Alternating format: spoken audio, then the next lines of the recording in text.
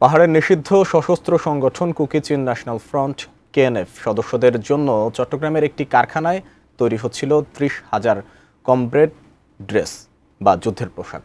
কয়েকদিন আগে কারখানা থেকে এসব ইউনিফর্ম সহ ৩ জনকে গ্রেফতারের পর নড়েচড়ে বসেছে আইনশৃঙ্খলা বাহিনী।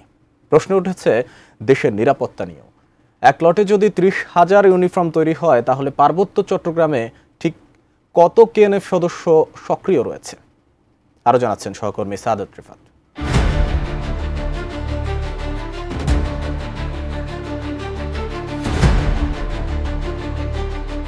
কয়েক বছর ধরে পার্বত্য চট্টগ্রামে দুর্গম পাহাড়ি এলাকায় নতুন করে নিজেদের সশস্ত্র অবস্থান জানান দিয়ে আসছে নিষিদ্ধ সংগঠন কুকি-চিন ন্যাশনাল ফ্রন্ট কেএনএফ। ফাঁস হয় সংগঠনটির প্রশিক্ষণের একাধিক ভিডিও, যেখানে আধুনিক সব অস্ত্রে সুসজ্জিত দেখা যায় সংগঠনটির সদস্যদের।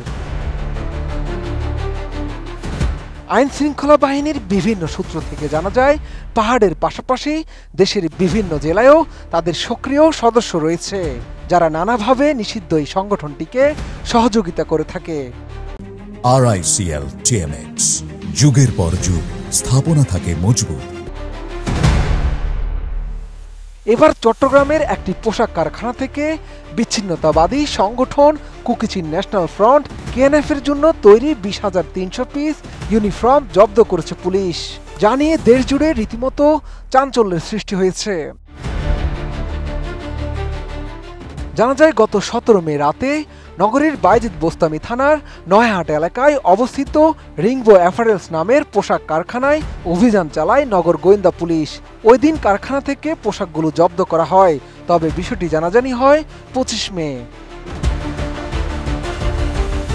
যদিও বিষয়টি নিয়ে চট্টগ্রাম মেট্রোপলিটন পুলিশের পক্ষ থেকে এখনও আনুষ্ঠানিকভাবে কিছু জানানো হয়নি, তবে একাধিক দায়িত্বশীল কর্মকর্তা নাম প্রকাশ না করার শর্তে বিষয়টি নিশ্চিত করেছেন। সেই ধারাবাহিকতায় ১৮ মে বাইজিদ থানায় নগর গোয়েন্দা পুলিশের এসআই ইকবাল হোসেন বাদী হয়ে ৪ জনকে আসামি করে একটি মামলা দায়ের করেন।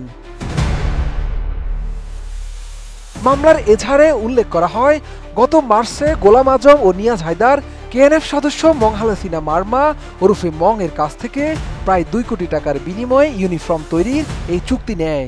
কেএনএফ সদস্যরাই ইউনিফর্ম তৈরির এসব কাপড় সরবরাহ করে, আর মে মাসে পোশাক হস্তান্তরের কথা ছিল। নাম প্রকাশ না করার শর্তে সিএমপির এক ঊর্ধ্বতন কর্মকর্তা বলেন, তারা নিশ্চিত হয়েছেন কারখানায় তৈরি হওয়া পোশাকগুলো কুকি-চিন বিদ্রোহীদের জন্যই বানানো হচ্ছিল। অভিযুক্তরা দীর্ঘদিন ধরে কৌশলে এই কাজ চালিয়ে আসছিল। তদন্তের স্বার্থে এখনই সব তথ্য প্রকাশ করা যাচ্ছে না।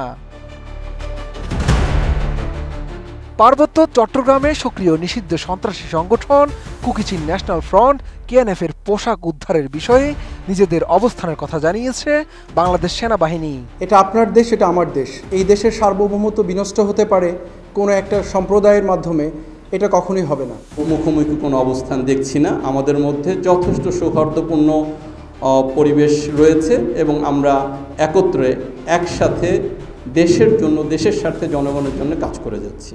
এসব পোশাক জব্দের খবরে নিরাপত্তা বিশ্লেষকরা মনে করছেন, সময়ের সাথে সাথে সদস্য সংখ্যা বাড়াতে জোর কার্যক্রম চালাচ্ছে নিষিদ্ধ সন্ত্রাসী সংগঠন কুকি-চিন ন্যাশনাল ফ্রন্ট কেএনএফ, যার লাগাম না টানতে পারলে নিরাপত্তা ঝুঁকিতে পড়তে পারে বাংলাদেশ। শাহাদাত রিফাত, এটিএন নিউজ, ঢাকা।